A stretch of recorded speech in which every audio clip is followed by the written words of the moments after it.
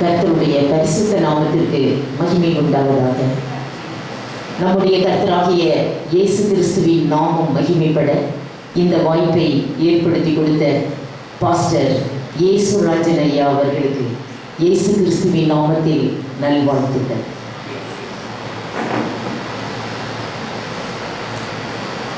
நமது பாஸ்டர் தீர்க்கதரிசின்னு நினைக்கிறேன். நான் கொண்டு வந்த டாபிக்கை பாடிட்டேன். நான் கொண்டு வந்த டாபிக்கை 86ஆம் சங்கீதத்தை படிச்சுட்டேன். கடைசி வசனம் கரெக்டாக அப்படியே ஆஸ் இட் இஸ். நான் கர்த்தர் நமக்கு கொடுத்த டாபிக் என்னவென்றால், பிதாவின் கரம் நமக்கு ஏற்ற துணை என்பதுதான் நான் கொண்டு வந்த டாபிக்காக இருக்கிறது. பாருங்கள், பிதாவின் கரம் நமக்கு ஏற்ற துணை என்று வேதம் சொல்லிக் கொண்டிருக்கிறது. உத்தமனுக்கு கர்த்தர் துணை என்று 2 நாளாகமம் 19ஆம் அதிகாரம் 11ஆம் வசனம் கடைசி லைனை படிப்போம். 2 நாளாகமம் 19ஆம் அதிகாரம் 11ஆம் வசனம். மனிதனுக்கு ஏற்ற துணை என்ன தெரியும்? அவரே தான் மனிதனுக்கு ஏற்ற துணை. உத்தமனுக்கு கர்த்தர் துணை என்று நான் கொண்டு வந்த டாபிக்கை பாடிட்டோம். படியுங்கள். 2 நாளாகமம் 19ஆம் அதிகாரம் 11ஆம் வசனம். நீங்கள் திடமனதாய் இருந்து காரியத்தை நடத்துங்கள், உத்தமனுக்கு கர்த்தர் துணை. அததான் பாடுனீங்க. எனக்கு ஆச்சரியமா போச்சு. என்னது கடைசி பாட்டு இந்த பாடி முடிக்கிறாங்களே. நீங்க தான்பா என் நம்பிக்கை, உம்மையன்றி வேறு துணை இல்லை. நீங்க தான்பா என் நம்பிக்கை, உம்மையன்றி வேறு துணை இல்லை. பிதாவின் கரம் நமக்கு ஏற்ற துணை என்று கர்த்தர் சொல்லுகிறார். பாருங்கள், மனிதனுக்கு ஏற்ற ஒரு துணையை நாம் உண்டாக்குவோம் என்று ஆதியாகமம் 2ஆம் அதிகாரம் 18இல் மனிதனுக்கு ஏற்ற துணை ஒன்றை உண்டாக்க வேண்டும் என்று கர்த்தர் விருப்பம் கொண்டு அதை உண்டாக்கினார். படிப்போம் 2:18.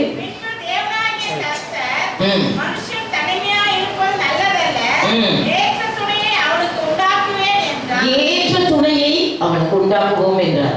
ஆனால் அது ஏற்ற துணை என்னாச்சு தெரியுமா? ஸ்லீப் ஆயிடுச்சு. அப்படியே ஸ்லீப் ஆயிடுச்சு. எப்போ ஸ்லீப் ஆச்சு தெரியுமா? தேவன் ஆதாமை நோக்கி என்ன சொன்னார்? புசிக்க வேண்டாம் என்ற கனியை புசித்தாயோ? 3ஆம் அதிகாரம் 11ல சொல்லுகிறார். புசிக்க வேண்டாம்னு உனக்கு சொன்னதை புசித்தாயோ? பதில் என்ன தெரியுமா? நீர் எனக்கு தந்த ஏற்ற துணை இருக்கே, அதுதான் புசிக்க கொடுத்தது என்றார். படிங்கள் 3:11.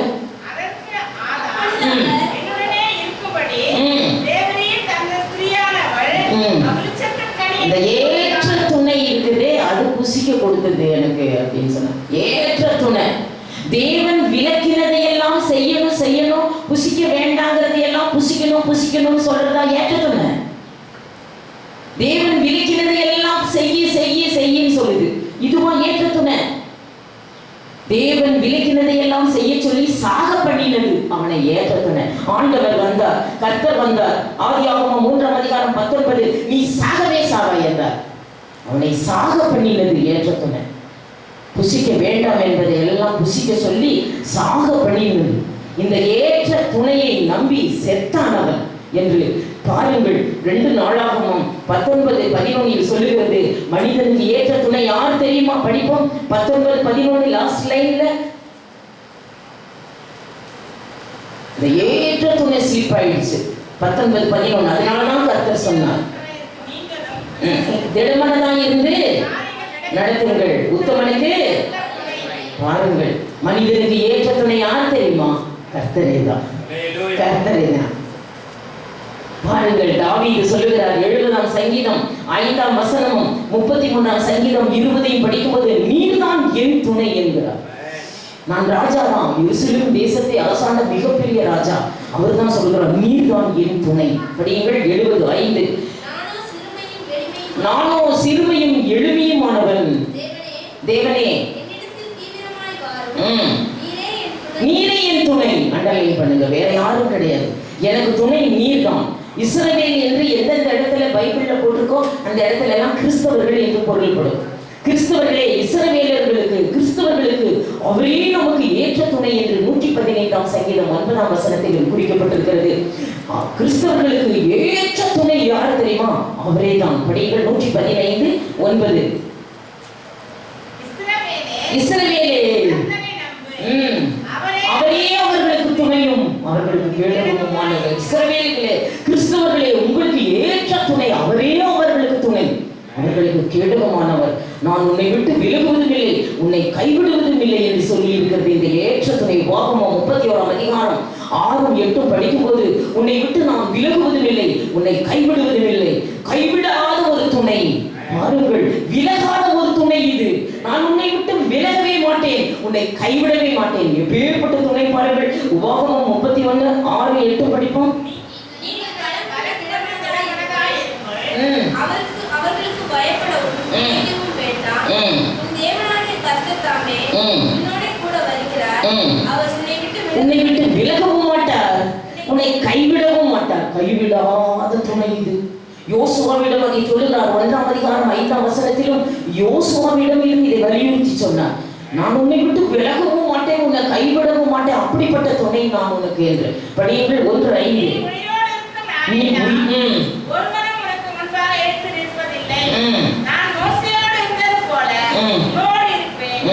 நான் உன்னை விட்டு விலகுவதும் இல்லை, உன்னை கைவிடுவதும் இல்லை என்று கர்த்தர் வாக்கு கொடுத்திருக்கிறார். The Lord shall be with the good என்று. தாவீது சொல்லுகிறார், நான் இளைஞனா இருந்தேன், சிறு வயதுல இருந்தேன், இப்போ முதிர் வயது கூட ஆயிடுச்சு, தலையெல்லாம் நரைச்சு போச்சு, நீதிமான் கைவிடப்பட்டதை நான் காணவே இல்லை என்று சொல்லுகிறார். அவன் சந்ததியே அப்பத்துக்கு இறந்து திரிகிறதை நான் காணவே இல்லை என்று சொல்லுகிறார். நீதிமான் கைவிடப்பட்டதை நான் காணவே இல்லை என்கிறார். பாருங்கள், ஏசாயா 41:13 கர்த்தர் சொல்லுகிறார், யாக்கோபே என்றால் கிறிஸ்தவர்களே, இஸ்ரவேலே என்று சொன்னாலும் கிறிஸ்தவர்களே, உன் கையை பிடித்து சொல்றேன், பயப்படாத, நான் உனக்கு துணை நிற்கிறேன். எப்படிதான் சொல்றது? கையை பிடிச்சு சொல்றாரு, கையை பிடிச்சு சொல்லுகிறார். பின்ன எப்படி கையை பிடிச்சு சொல்றது? பயப்படாத, நான் உனக்கு துணை நிற்கிறேன். அப்ப கூட பயந்துருவியா?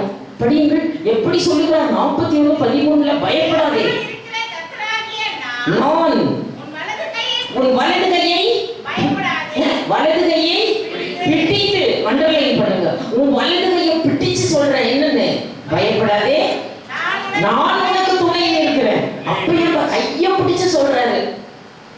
பாருங்க, கல்யாணத்துல எல்லாரும் கையை பிடிச்சு தான் சொல்லுவாங்க, கடைசி வரைக்கும் உன்னைய காப்பாத்துறேன், கையை பிடிச்சு. பாருங்க, மனுஷ கை நம்மை பிடித்தால் என்ன, பிடிக்காம போனா என்ன? ஒரு கை நம்மை பயங்கரமாக இறுக்கமாக பிடித்திருக்கிறது என்கின்ற ஒரு அறிவு, ஒருவர் என்னை கையை பிடித்திருக்கிறார் என்கின்ற அறிவு, எவ்வளவு அள்ளி கொடுத்தாலும் சரி, வாரி கொடுத்தாலும் சரி, அதெல்லாம் மனுஷகரங்கள். அது ஒரு நாள் உன்னை கைவிடும். பாருங்கள், கல்யாணத்துல கடைசி வரை கையை பிடிச்சு சொல்றாங்க. அப்படி பிடிச்ச துணையெல்லாம் பாதியில என்னை கைவிட்டுருச்சு, பாதியில ஓடிட்டாங்க, பாதியில கைவிட்டுட்டாங்க. ஜீப்பம் இல்ல, போய் பாருங்க, டெய்லி பாதியில பிடிச்சு கை பிடிச்சு சொன்னதெல்லாம் பாதியில கைவிட்டுட்டான் என்று சொல்லி என்கிறது இந்த துணைகள். ஏசாயா 41:13 கர்த்தர் சொல்கிறார், உன் கையை பிடித்து நான் சொல்லுகிறேன், நான் உனக்கு துணை நிற்கிறேன், பயப்படாதே. பாருங்கள், மனுஷகரை நம்மை பிடித்தால் என்ன, பிடிக்காம போனா என்ன, நான் உனக்கு துணை என்று. மனுஷர்கள் நமக்கு தாலி கட்டி சொன்னா என்ன, உன்னை கைவிடவே மாட்டேன், கடைசி வரைக்கும் உனக்கு துணையா இருக்கிறேன்னு சொல்லி தாலி கட்டி சொன்னா என்ன, தாலி கட்டாமையே சொன்னா என்ன? சிலர் என்ன பண்ணுவாங்க, மேரேஜ் சிம்பிள் போட்டு சொன்னா என்ன, போடாமையே சொன்னா என்ன? சிலர் பைபிளை மாத்தி சொன்னா என்ன, பைபிளை மாத்தாமையே சொன்னா என்ன? இதெல்லாம் மனுஷகரம், அது கைவிடும்.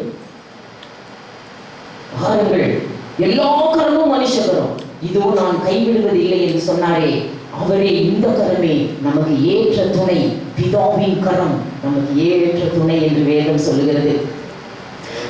நாம் இயேசு சொன்னார், உங்களை பிதாவின் கையில் நான் ஒப்பு கொடுத்திருக்கிறேன், என் பிதாவின் கையில் இருந்து பறித்துக் கொள்ள ஒருவனால் முடியாது என்று. யோவான் 10ஆம் அதிகாரம் 29 பிதாவின் கையில் இருந்து உங்களை பறித்துக் கொள்ள ஒருவனாலும் முடியாது, நீங்கள் பத்திரமாய் இருப்பீர்கள் என்றார். படிங்கள், யோவான் 10ஆம் அதிகாரம் 20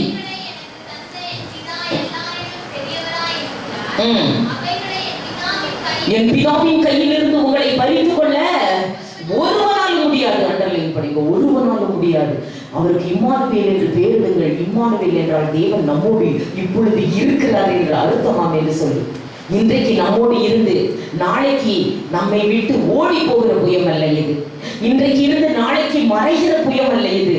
அவர் என்னை மறக்கவே இல்லை, என் மேல் நினைவாய் இருக்கிறார் என்று சங்கீதம் 40ஆம் அதிகாரம் 17 மறக்கிறதே இல்லை. I am poor and needy yet the Lord think upon me என்று எழுதப்பட்டிருக்கிறது. அவர் என்னை, நானும் ரொம்ப ஏழை, நான் ரொம்ப பிச்சைக்காரனா இருக்கிறேன், எனக்கு ரொம்ப ஏழை, என்னை கர்த்தர் நினைச்சிருப்பாரா? தாவீது சொல்றாரு, நான் தான் ரொம்ப புவர், நான் தான் ரொம்ப ஏழை, எனக்கு தேவைகள் அதிகம், ஆனாலும் கர்த்தர் என் மேல் நினைவாய் இருந்து கொண்டே இருக்கிறார். சரிங்கள், நான் சிறுமையும் ரொம்ப எளிமையுமானவன், ரொம்ப ஏழை நானு, கர்த்தரோ என் மேல் நினைவாய் இருந்து கொண்டே இருக்கிறார் என்று சொல்லுகிறார். கர்த்தரோ என் மேல், நான் உன்னை மறப்பதே இல்லை என்று ஏசாயா 49ஆம் அதிகாரம் 15 I will not forget thee, அவர்களை நான் மறந்ததே இல்லை என்று சொல்லுகிறார். I will not forget thee. படிங்கள்.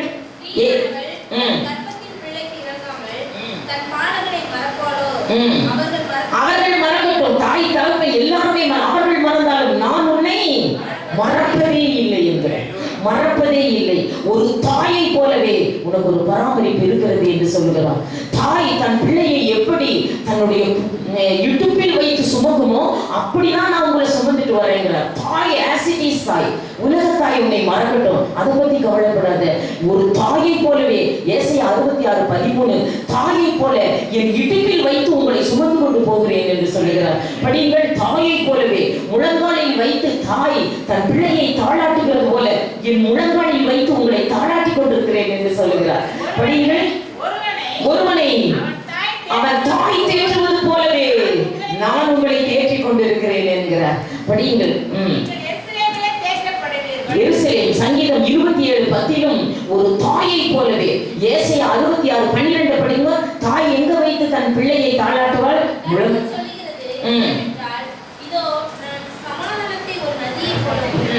ஜாதிகளின் மகிமையில் புரண்டு ஓடித்த ஆற்றைப் போலவும் அவளிடமாக பாயும்படி செய்கிறேன். அப்பொழுது நீங்கள் முளைப்பால் குடிப்பீர்கள், இடுப்பில் வைத்து சுமக்கப்படுகிறீர்கள், முழங்காலில் வைத்து தாளாட்டி கொண்டிருக்கிறார். இடுப்புல வச்சு சுமந்துக்கிட்டு முழங்காலில் வச்சு தாளாட்டிட்டு இருக்கிறார்.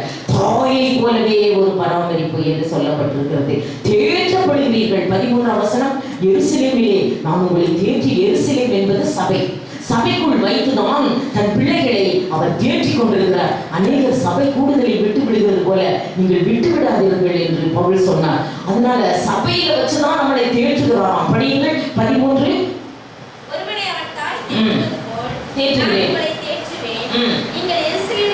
நீங்கள் எருசலேமிலே தேற்றப்படுகிறீர்கள். சரி, தாயை போலவே பராமரிப்பு, அதே போல தகப்பனை போலவே ஒரு பராமரிப்பு என்று 103ஆம் சங்கீதம் 13 தகப்பன் தன் பிள்ளையை தோளில் சுமந்துக்குவோம். அப்படி உங்களை நான் தோளில் சுமந்துட்டு போறேன், தகப்பனை போலவே ஒரு பராமரிப்பு உனக்கு உண்டு என்று சொல்லுகிறார். படியுங்கள் 103.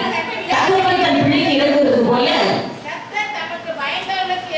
இறங்குகிறார். ஏசாயா 40:11 அவர் தோளில் தகப்பன் தன் பிள்ளையை சுமக்கிறது போல இஸ்ரவேல் ஜனங்களை 20 லட்சம் ஜனங்களை வனாந்தரத்திலே 40 வருஷம் கழுகு எப்படி தன் குஞ்சுகளை தன் தோளின் மேல் சுமந்து கொண்டு அது பறந்து கொண்டு போகுமோ அப்படி 40 வருஷம் கழுகு தன் குஞ்சுகளை தோளில் சுமக்கிறது போல உங்களை 20 லட்சம் ஜனங்களையும் என் தோளில் நான் சுமந்து கொண்டு போனேன். கழுகுக்கே தன் குஞ்சுகளின் மேல் அவ்வளவு அக்கறை இருக்கும்போது எனக்கு உங்கள் மேல் இல்லாமல் போகுமா என்று சொல்லுகிறார். படியுங்கள் 40:11 தகப்பன் சுமக்கிறது போல உன்னை தோளில் சுமக்கிறாராம் அவர்.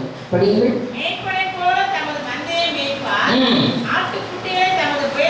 புயத்தினால் சுமந்து நடத்துகிறார். பாருங்கள், உபாகமம் 32ஆம் அதிகாரம் 11-12 கழுகு தன் குஞ்சுகளை சுமக்கிறது போல நான் 40 வருஷம் 20 லட்சம் ஜனங்களையும் என் தோளின் மேல் சுமந்து கொண்டு வனாந்தரத்திலே வழிநடத்தி கொண்டு போனேன் என்கிறார். படியுங்கள்.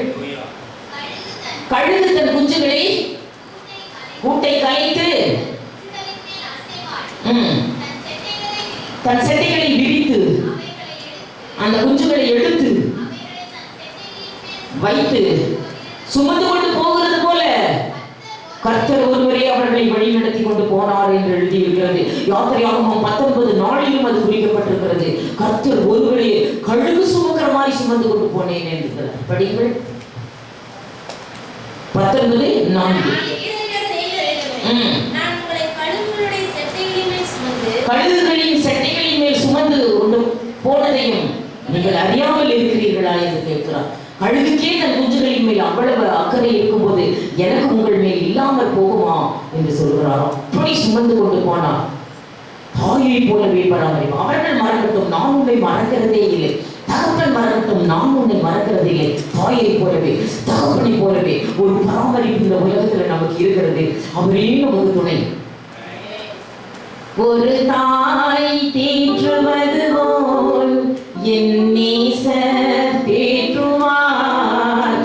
ஒரு தாய் தேற்றுவது போல் என் நேசர் தேற்றுவார். கரம் பிடித்து நடத்துவார், கண்மலை மேல் நிறுத்துவார். கரம் பிடித்து நடத்துவார், கண்மலை மேல் நிறுத்துவார். ஒரு தாய் தேற்றுவது போல் என் நேசர் தேற்றுவார். மார்போடு அணைப்பாரே, மனக்கவலை தீர்ப்பாரே. மார்போடு அணைப்பாரே, மனக்கவலை தீர்ப்பாரே. ஒரு தாய் தேற்றுவது போல் என் நேசர் தேற்றுவார். பாருங்கள், தாயை போலவே பராமரிப்பு. தாவீது சொல்கிறது, நீரே என் துணை என்று. இஸ்ரவேலே, கர்த்தரை நம்பு. ஆதாம் என்ன செய்தான்? தேவ கட்டளையை கடைபிடிக்காததினால் சாகவே சாவாய் என்றார். 2 டைம் சொன்னார் ஆதாமை பார்த்து. தேவ கட்டளையை நீ என் கட்டளையை நீ கடைபிடிக்கவில்லை, அதனால் சாகவே சாவாய். மறுபடியும் சொல்லுகிறார், நீ கட்டளையை கடைபிடித்தால் பிழைக்கவே பிழைப்பான். எசேக்கியேல் 33:13 நீ பிழைக்கவே பிழைப்பாய். எப்பொழுது கட்டளையை கடைபிடிப்பாயானால் மறுபடியும் நீ பிழைக்கவே பிழைப்பாய் என்று சொல்லுகிறார். படியுங்கள். பிழைக்கவே பிழைப்பாய் என்று நீதிமானுக்கு சொல்லுங்கள் என்று சொல்லுகிறார். மறுபடியும் கர்த்தர் பிழைக்கவே பிழைப்பாய் என்று சொல்லுகிறார். அவருடைய ஊழியக்காரர்கள் அவருடைய சமூகத்தை மறுபடியும் பார்ப்பார்கள். அன்றைக்கு பாருங்கள், ஆதியாகமத்துல அன்றைக்கு மறைந்த தேவன் சாகவே சாவாய் என்று மனிதனிடம் சொல்லிவிட்டு அன்றைக்கு மறைந்த தேவன் இன்று வரை மனிதனுக்கு தென்படவில்லை. மறைந்தே போனார், இன்று வரை தெரியவில்லை. அவர் சொல்கிறார், மறுபடியும் கட்டளையை கடைபிடித்தால் நீ என்ன செய்வாய்? பிழைக்கவே பிழைப்பாய். மறுபடியும் உன்னை நான் மறுபடியும் நீ என்னை காண்பாய் என்று சொல்லுகிறார். மறுபடியும் என்னை நீ காண்பாய். பாருங்கள், வெளிப்படுத்தும் விசேஷம் 22ஆம் அதிகாரம் 4ஆம் வசனத்திலே கட்டளையை கடைபிடித்தவர்கள் அனைவருமே அவரை முகமுகமாய் பார்க்கிறார்கள். என் ஊழியக்காரர்கள் அவருடைய சமூகத்தை நேரடியாகவே தரிசிப்பார்கள் என்று வேதம் ரிட்டன் ஸ்டேட்மெண்ட் எழுதப்பட்டிருக்கிறது. படியுங்கள். 22:4 அவருடைய ஊழியக்காரர்கள் எல்லாரும் அவர் சமூகத்தை தரிசிப்பார்கள் என்று எழுதியிருக்கிறது. பாருங்கள், தரிசிப்பார்கள். அவரது முகத்தை திரும்பவும் பார்க்க கர்த்தரால் மீட்கப்பட்டவர்கள் சீயோனுக்கு திரும்பி வருவார்களாம். அவருடைய முகத்தை பார்ப்பதற்காக ஏசாயா 35ஆம் அதிகாரம் 10ஆம் வசனத்துல பாருங்கள், திரும்பி வருவார்கள் சீயோனுக்கு. அவருடைய முகத்தை பார்க்க கர்த்தரால் மீட்கப்பட்ட அனைவருமே அவருடைய முகத்தை பார்க்க திரும்பவும் சீயோனுக்கு திரும்பி வருவார்கள். படியுங்கள். கர்த்தரால் மீட்கப்பட்டவர்கள் திரும்பி ஆனந்த களிப்புடன் பாடிக்கொண்டு சீயோனுக்கு திரும்பி வருவார்கள். நித்திய மகிழ்ச்சி அவர்கள் தலையின் மேல் இருக்கும். சஞ்சலமும் தவிப்பும் ஓடி போகும். மறுபடியும் கர்த்தரை நாம் பார்க்க போகிறோம். மறுபடியும் கர்த்தரை கண்டு மகிழுவோம், மகிழுவோம். ஆனந்தம் பாடி சீயோனை நாடி திரும்புவோம், திரும்புவோம். சஞ்சலமும் தவிப்பும் ஓடி போகும், சந்தோஷிப்போம்.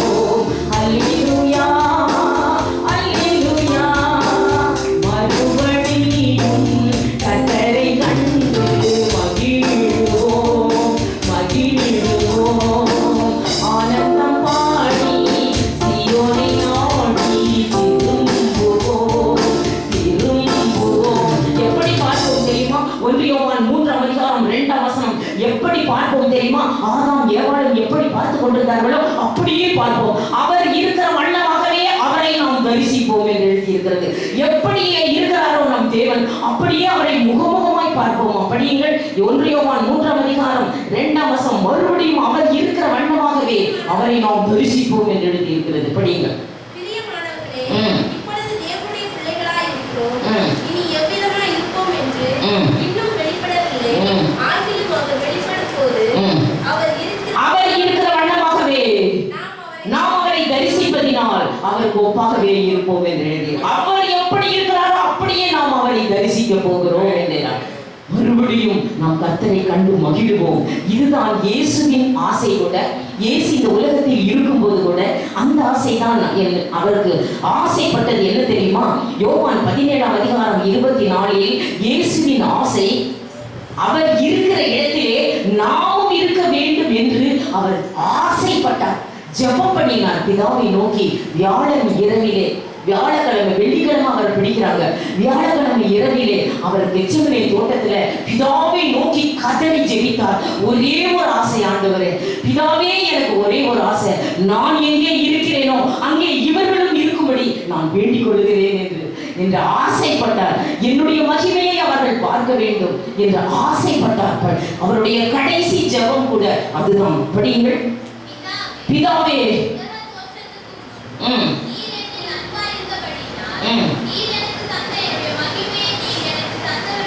நீர் எனக்கு தந்த மகிமையை எனக்கு தந்த இவர்கள் பார்க்கும்படியாக நான் எங்கே இருக்கிறேனோ அங்கே இவர்களும் இருக்கும்படி நான் வேண்டிக் கொள்கிறேன் என்றார். இதுதான் இயேசுவின் கடைசி ஆசை. இதுதான் இயேசுவின் கடைசி ஆசை. நான் எங்கே இருக்கிறேனோ அங்கே இவர்களும் இருக்கும்படி நான் வேண்டிக் கொள்கிறேன். பாருங்கள், 1 பேதுரு 3:18 பைபிள் முழுவதும் எழுத ஆரம்பிக்கும் போதே, புதிய ஏற்பாடு முழுவதும் எழுத ஆரம்பிக்கும் போது எப்படி பவுல் எழுத ஆரம்பிப்பார், எப்படி பேதுரு எழுத ஆரம்பிப்பார் தெரியுமா? படிங்கள். 1 பேதுரு 3ஆம் அதிகாரம் 18 நாம் அவரிடத்தில் சேர்க்கப்படுவதை குறித்து உங்களுக்கு எழுதுகிறேன் என்று. இந்த பைபிள் முழுவதும் எதற்கு எழுதப்பட்டிருக்கிறது? நாம் எப்படியாகிலும் அவரிடத்தில் சேர்ந்து விட வேண்டும், நாம் அவரிடத்தில் சேர்க்கப்படுவதை குறித்து நான் உங்களுக்கு எழுதுகிறேன் என்கிறார். படிங்கள். ஏனெனில் கிறிஸ்துவும் நம்மை தேவனிடத்தில் சேர்க்கும்படியாக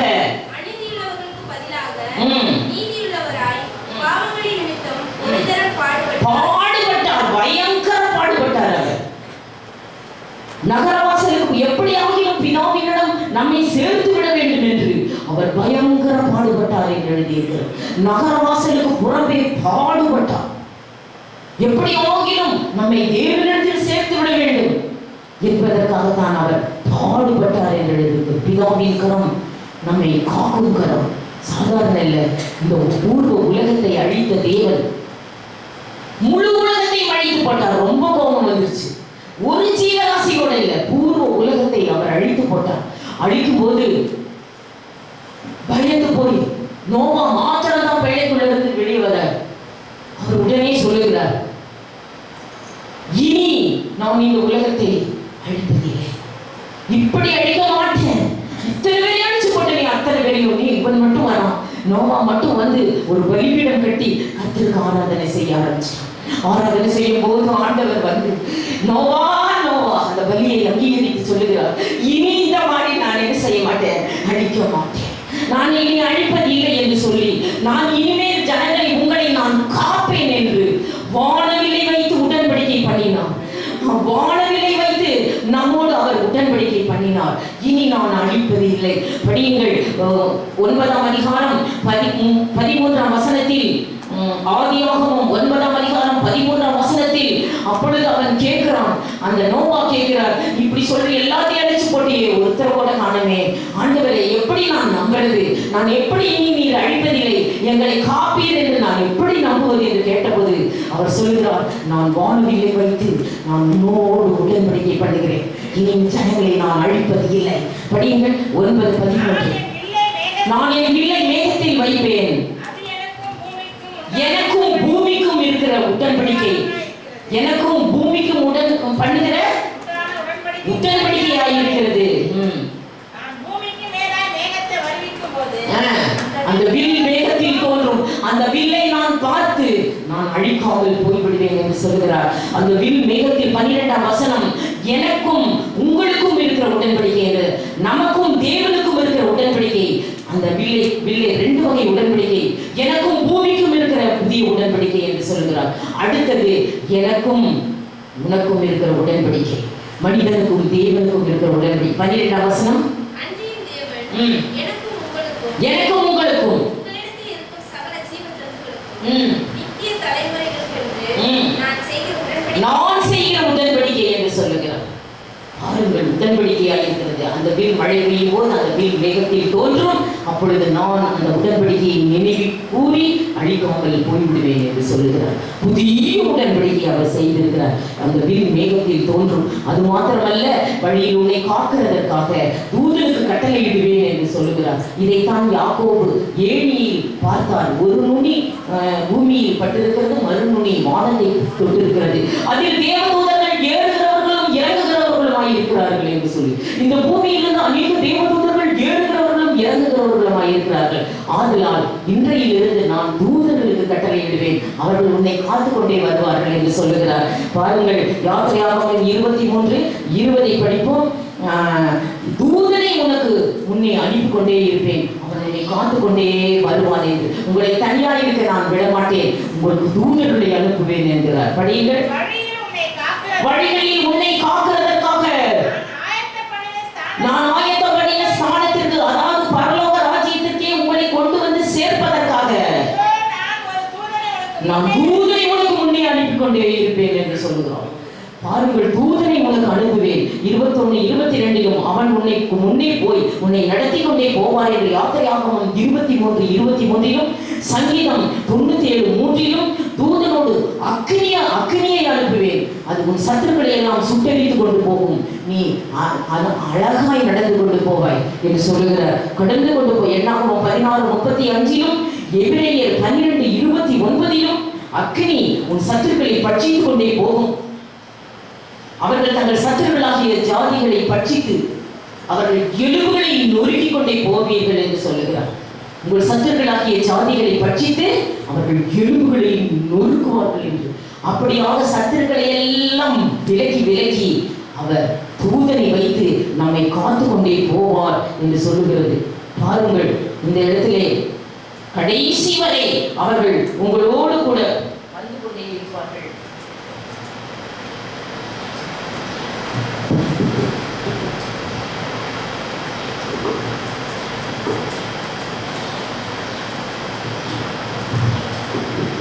இப்படி உங்களை காப்பேன் என்று இந்த புதிய உடன்படிக்கையை ஏற்படுத்தி, முதல் உடன்படிக்கை என்ன? நான் உங்களை காப்பேன், வானவிலை வைத்து நான் புதிய உடன்படிக்கை பண்ணியிருக்கிறேன் என்ற. இரண்டாவது உடன்படிக்கை 1 கொரிந்தியர் 11:25 ஒரு புதிய உடன்படிக்கையை நான் உங்களோடு பண்ணுகிறேன். இது உங்களோடு நான் பண்ணுகிற புதிய உடன்படிக்கை. என்ன உடன்படிக்கை அது? படிப்போம். பாத்திரத்தை எடுத்து, இந்த பாத்திரம் என் ரத்தத்தினால் ஆகிய புதிய உடன்படிக்கையாக இருக்கிறது, என்னை நினைவு கூறும்படி இதை செய்ய ரத்த உடன்படிக்கை பண்ணுகிறார். இந்த பாத்திரத்தை எடுத்து அவர் ஆசீர்வதித்து, இது உங்களோடு நான் பண்ணுகிற புதிய உடன்படிக்கை, ரத்தத்தை குடியுங்கள். என்ன புதிய உடன்படிக்கை என்றால், பாருங்கள், மத்தேயு 26 27 28 புதிய உடன்படிக்கை. எபிரேயர் 10 16 படியுங்கள். மத்தேயு 26 29 எபிரேயர் 10 16. மத்தேயு ஒரே பலியினாலே இவர் என்னென்னைக்கும் பூரணப்படுத்தி இருக்கிறார். இதை குறித்து பரிசுத்த ஆவியார் நமக்கு சாட்சி சொல்லியிருக்கிறார். எப்படி எனில், இது புதிய உடன்படிக்கை. எபிரேயர் 10:16 புதிய உடன்படிக்கை, இதை நினைவு கூறிக்கொண்டே இருங்கள் என்று சொல்லுகிறார். பாருங்கள், மத்தேயு 26:29 என்ன சொல்றார்? நான் அவர்களுடனே பண்ணும் உடன்படிக்கையாவது அவர்களோடு பண்ணுகிற புதிய போதும், அவர்கள் இருதயத்தில் புதிய உடன்படிக்கை நான் பண்ணுகிறேன். மத்தேயு 26:29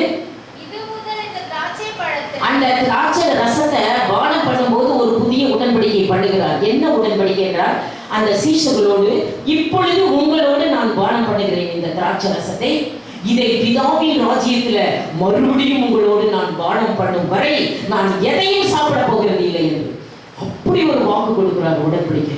மறுபடியும் பிதா ராஜ்யத்துல நான் உங்களோடு பானம் பண்ணுவேன். படிங்கள் 29. இது முதல் இந்த திராட்சை ரசத்தை உங்களோடு கூட எங்க பானம் பண்ண போகிறேன்? இனி என் பிதாவின் ராஜ்யத்தில் பானம் பண்ணும் வரை இதை நான் பானம் பண்ண போகிறதே இல்லை என்றார். இந்த உலகத்திலே நான் எதையும் பானம் பண்ண போகிறதும் இல்லை. பிதாவின் அந்த அளவுக்கு உங்களை நான் என் பிதாவின் ராஜ்யத்துக்கு கூட்டி சேர்ப்பேன் என்று கர்த்தர் சொல்கிறார். நீங்க இந்த ரசத்தை இப்ப குடிக்கிறோம் நாம, இனி நம் பிதாவின் ராஜ்யத்துல நாம் எல்லாரும் இதே மாதிரி தான் குடிக்க போறோம். அது வரைக்கும் நான் எதையுமே பானம் பண்ண போகிறதில்லை. இது என் ரத்தத்தினால் ஆகிய புதிய உடன்படிக்கை என்று சொல்லுகிறார். பாருங்கள், சங்கீதம் 55 1 கொரிந்தியர் 11:25 அது தெளிவாக குறிக்கப்பட்டிருக்கிறது. 1 கொரிந்தியர் 11:25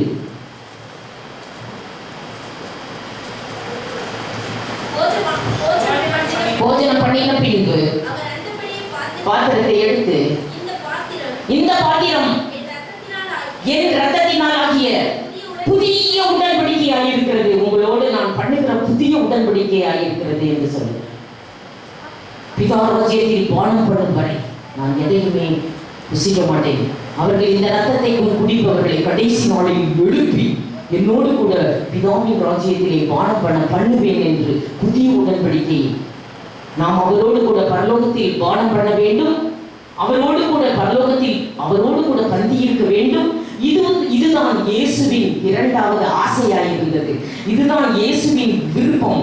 இது ரத்த உடன்படிக்கை என்று மத்தேயு 26:28 சொன்னார். மார்க்கு 14:24 லூக்கா 22:20 1 கொரிந்தியர் 11:25 இதை நீங்கள் பானம் பண்ணிக்கொண்டே இருங்கள் என்று 1 கொரிந்தியர் 11:25 கடைசியிலே படிப்போம். நான் வரும் வரை நீங்கள் இதை பானம் பண்ணிக்கொண்டே இருங்கள், நான் வரும் வரை இதை நினைவு கூறிக்கொண்டே இருங்கள், உங்களை நான் எழுப்பி பிதாவின் ராஜ்யத்திலே என்னோடு கூட பானம் பண்ண பண்ணுவேன் என்று.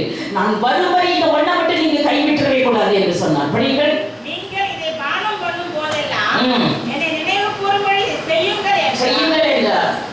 அவர்கள் பானம் பண்ணிக்கொண்டே இருங்கள், நினைவு கூறிக்கொண்டே இருங்கள், நான் வரும் வரை இது என்னுடைய புதிய உடன்படிக்கை என்று சொல்கிறார். இந்த புதிய உடன்படிக்கை என்ன தெரியுமா? இந்த ரத்த உடன்படிக்கை என்ன தெரியுமா? இயேசு கிறிஸ்து மாமிசத்தில் இருந்த காலம் முழுவதும் கண்ணீரோடு பலத்த சத்தத்தோடு ஜெபித்தாராம். எபிரேயர் 5:7 லூக்கா 21:37 அவர் ஜெபித்துக் கொண்ட ஆல் நைட் பிரேயர். மலையில போய் ராவு முழுவதும் தேவனை நோக்கி ஜெபித்துக் கொண்டு என்னென்ன ஜெபித்தார் தெரியுமா? லூக்கா 6:12 மார்க்கு 6:46 யோவான் 6:15 எல்லாம் இயேசு ஜெபித்துக் கொண்டே இருந்தாராம். என்னென்ன பாருங்கள், யோவான் 17:15 வியாழன் இரவிலே ஜெபித்த ஜெபம் பயங்கரமானது. அவர் சொன்னார், நான் இப்பொழுது வியாழக்கிழமை வெள்ளிக்கிழமை அவர் பிடிக்கிறாங்க, ஆனா வியாழக்கிழமை சொல்றார் யோவான் 17:15 நமக்கு தீமை வராதபடி காத்து கொள்ள வேண்டும் என்று பிதாவை நோக்கி ஜெபித்தார். கடைசி ஜெபம், நான் இந்த உலகத்தில் இருக்கும் வரை இவர்களை காத்து கொண்டே வந்தேன். இப்போ சாத்தான் இருக்கிறான், நான் வந்துட்டு பந்தாடிடுவான் அவங்களை. அதனால பிதாவே ஒரே ஒரு ஆசை, நான் இந்த உலகத்தில் இருக்கும் போது அவர்களை காத்து கொண்டே வந்தேன், இப்போ உங்களுக்கு வர்றேன், அவங்களை தனியா விட்டுட்டு வரேன். நீங்க என்ன செய்யுங்க, நான் எப்படி காத்து கொண்டு வந்தேனோ அப்படியே நீர் அவர்களை தீமை நின்று காத்து கொள்ளும்படி நான் வேண்டுகிறேன் என்று சொல்லுகிறார். படிங்கள், யோவான் 17:17 நீர் அவர்களை நான் வேண்டிக் கொள்ளாமல் நீர் அவர்களை தீமை நின்று காத்து கொள்ளும்படி வேண்டிக் கொள்ளுகிறேன் பிதாவே. மறுபடியும் அவர் சொல்கிறார், நான் இந்த உலகத்தில் இருக்கும் போது 15 படிப்போம். 17:15 12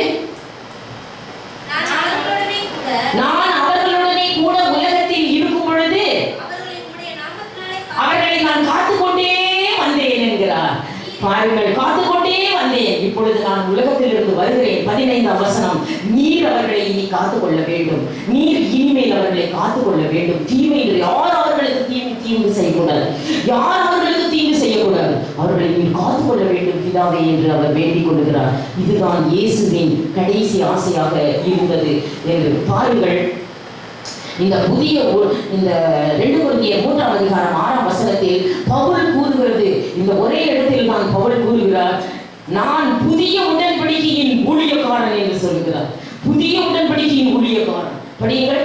புது உடன்படிக்கையின் ஊழியக்காரராய் இருக்கும்படி அவரே எங்களை தகுதியுள்ளவராக்கினார். பாருங்க, புதிய உடன்படிக்கையின் ஊழியக்காரனாய் இருக்கும்படி அவர் என்னை தகுதியுள்ளவர்களாக்கினார் என்று சொல்கிறார். இந்த புதிய உடன்படிக்கையின் ஊழியக்காரர் என்று பாருங்கள். இந்த புதிய உடன்படிக்கையை காக்கிற கரம், காத்துக்கொண்டே வரும் மூடி பாதுகாக்கிற வல்லமை என்று சொல்லப்பட்டிருக்கிறது. என் கரத்தின் நிழலினால் உன்னை அப்படியே மூடி விடுவேன் என்று சொல்லுகிறார்.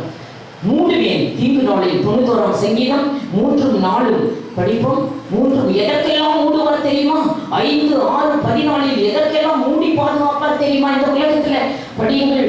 இந்த பாருங்க, கொள்ளை நோய்க்கு கூட மூடி பாதுகாத்தார் நம்மளை பயங்கரமாக. 91, 3, 4 எதுக்கெல்லாம் மூடுவாராம்?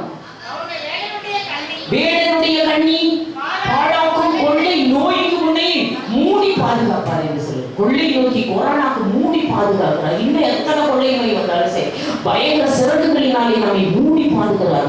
5ஆம் வசனம், இரவின் பயங்கரம், பகலில் பறக்கும் அம்பு, இருளில் நடமாடும் கொள்ளை நோய், மத்தியானத்தில் பாழாக்கும் சங்கம், எல்லாத்துக்கும் டோட்டலாக எல்லாத்துக்கும் உன்னை டோட்டலா மூடி விடுவார் என்று சொல்கிறார். தீங்கு நாளில் தம் கூடார மறைவில் தேடி சேர்த்தென்னை மறைப்பார். தீங்கு நாளில் தம் கூடார மறைவில் தேடி சேர்த்தென்னை மறைப்பார். உன்னதத்தில் மறைவாக ஒளிவின்மை பாதுகாத்து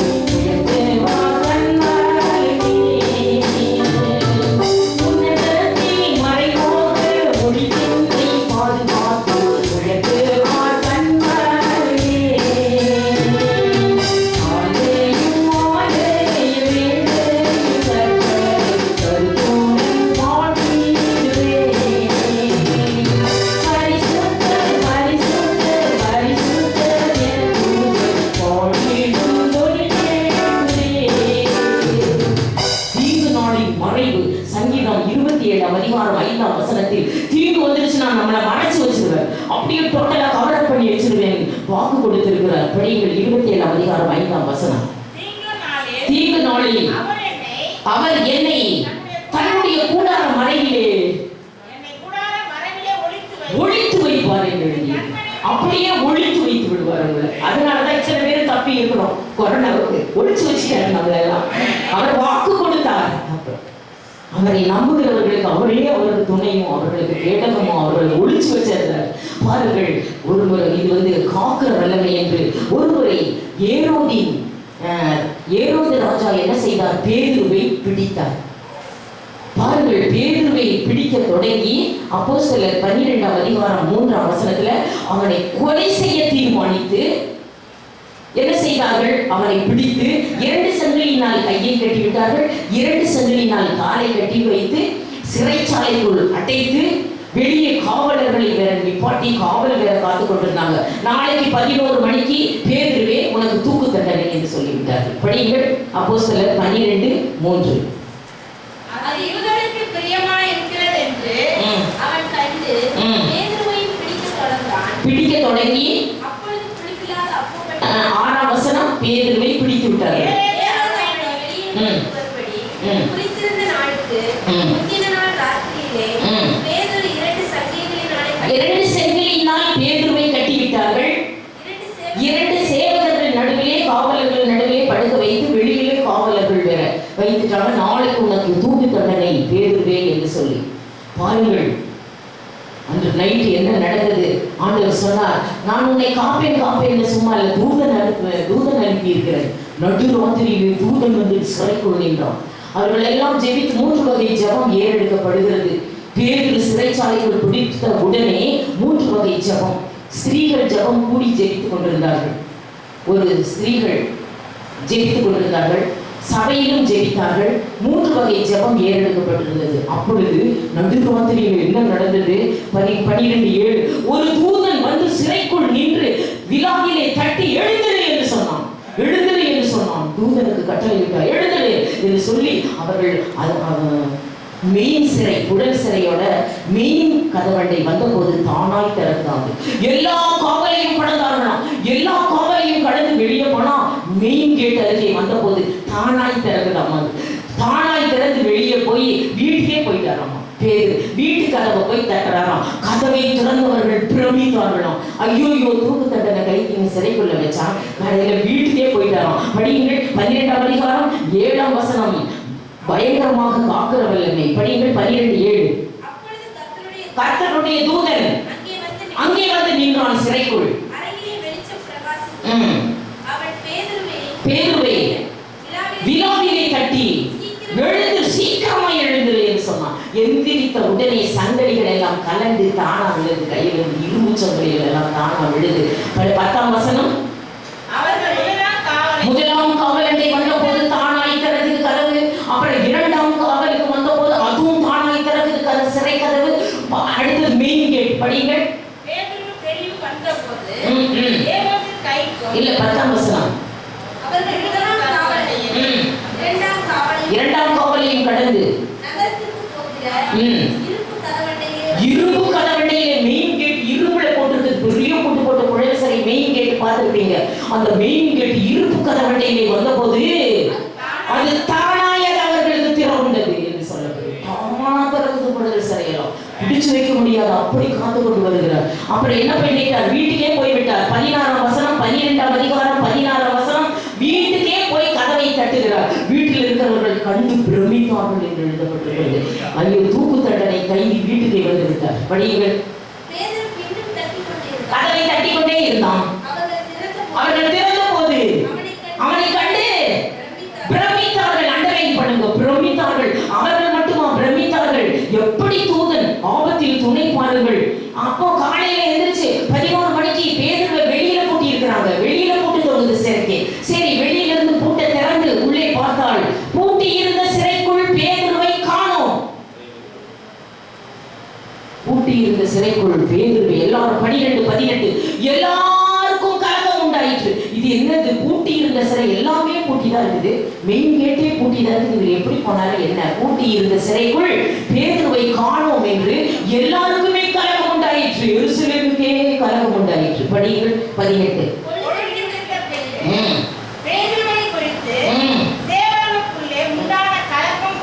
கொஞ்சம் கலங்கல்ல, பயங்கர கலக்கம் உண்டாயிடுச்சு. என்ன எல்லாமே காணாம போயிட்டாங்களே, இப்படி காணாம போயிட்டாங்களே. அப்படித்தான் அவளும் அப்படித்தான் மறைந்து மறைந்து போவார். பாருங்கள், உன்னதமானவரின் மறைவில் இருக்கிறவன் சர்வ வல்லவரின் நிழலில் தங்கிக் கொண்டிருக்கிறான் என்று 91ஆம் சங்கீதம் 1ஆம் வசனத்தில் உன்னதமானவரின் மறைவில் இருக்கிறவர்கள் படிகள் 91:1 சர்வ வல்லவருடைய நிழலில் நாம் தங்கிக் கொண்டிருக்கிறோம் என்று. மறைவு கட்டப்பட்ட நீரூற்று நீயே. படியுங்கள் 91:1. உன்னதமானவரின் மறைவில் இருக்கிறவன் சர்வ வல்லவரின் நிழலில் தங்குகிறான். உன்னத பாட்டு 2ஆம் அதிகாரம் 14ஆம் வசனம். மறைவிடங்களில் தங்குகிற என் புறாவே என்று எழுதப்பட்டிருக்கிறது. என் புறாவே, நீங்கள் எல்லாம் மறைவிடங்களில் தங்குகிறீர்கள். படிங்கள் 2:14.